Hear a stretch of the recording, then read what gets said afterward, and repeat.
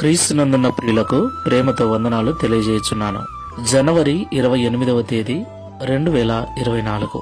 ఈరోజు దేవుడు మనకు చేస్తున్న వాగ్దానం ఏమిటనగా ఆదికాండము 26వ అధ్యాయము 3వ వచనం. నేను నీకు తోడయుండి నిన్ను ఆశీర్వదించెదను. ఆమెన్. నా ప్రియమైన సహోదరి సహోదరులారా, ఈ వాగ్దానమును దేవుడు అబ్రహాము కుమారుడైన ఇస్సాకుకు చేశాడు. ఇస్సాకు నివసిస్తున్న ప్రాంతంలో కరువు వచ్చినప్పుడు ఆ కరువు నుండి తప్పించుకోవటానికి మరొక ప్రాంతానికి వెళ్లాలనుకున్నాడు. అయితే దేవుడు, నువ్వు ఎక్కడికి వెళ్లవలసిన అవసరం లేదు, ఇక్కడనే ఉండుము, నేను నిన్ను ఆశీర్వదిస్తాను, నీకు తోడుగా ఉంటానని వాగ్దానం చేశాడు.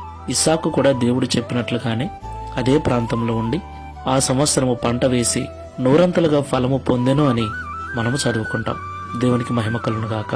ఇస్సాకు జీవితంలో కరువు వచ్చినట్లుగా మన జీవితాల్లో కూడా ఆయా సమయాలలో కరువులు, ఇబ్బందులు, ఆర్థికపరమైన సమస్యలు, ఆరోగ్యపరమైన సమస్యలు తప్పకుండా వస్తూ ఉంటాయి. అయితే అలాంటి పరిస్థితులు మనకు కలిగినప్పుడు, ఏర్పడినప్పుడు మన యొక్క ఆలోచన విధానము మారిపోతూ ఉంటుంది. నా ప్రియులారా, మన ఆలోచన ఎప్పుడూ మారకూడదు. దేవుని మీద మనకున్న ప్రేమ, దేవుని మీద మనకున్న ఆశ, దేవుని మీద మనకున్న నమ్మకము, విశ్వాసము ఎన్నటికీ మారకూడదు.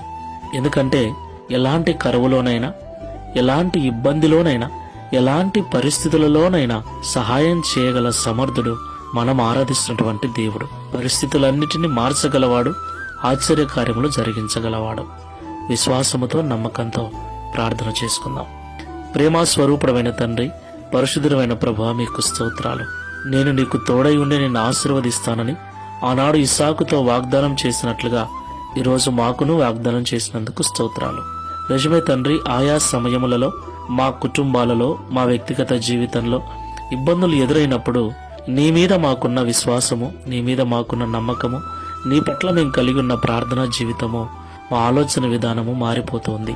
అది మాకు మంచిది కాదని, ఎలాంటి పరిస్థితి ఎదురైనా ప్రార్థన మానక, విశ్వాసము సన్నగిల్లక, నమ్మకము కోల్పోకుండా నీ సన్నిధిలో ప్రార్థనాపూర్వకంగా జీవించినట్లయితే ఆ పరిస్థితులు మార్చి మాకెల్లప్పుడూ ఎట్టి పరిస్థితుల్లోనూ తోడుగా ఉండి మమ్మల్ని నూరంతలుగా ఆశీర్వదిస్తానని ఈ ఉదయకాల సమయంలో మాతో మాట్లాడినందుకు స్తోత్రాలు.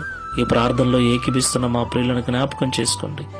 ఇబ్బందులలో, ఇరుకులలో, ఆర్థికపరమైన సమస్యలలో వారు ఉన్నప్పుడు, అనారోగ్య పరిస్థితులను ఎదుర్కొంటున్నప్పుడు ఒకవేళ విశ్వాసం కోల్పోయి ప్రార్థన మానుకుంటున్నారేమో, నీ సన్నిధికి రావడం మానేస్తూ ఉన్నారేమో, దయతో వారిని క్షమించి స్థిరంగా నీలో నివసించి ప్రార్థనా జీవితమును, విశ్వాసమును అనుగ్రహించి ఇస్సాకును ఆశీర్వదించినట్లుగా మమ్మను ఆశీర్వదించి ఈ దిన వాగ్దానమును నిశ్చయముగా మా అందరి జీవితంలో నెరవేర్చి మీ నామమును మహిమపరచుకునమని యేసు నామములో ప్రార్థిస్తున్నాము తండ్రి. Amen. Praise the lord. God bless you.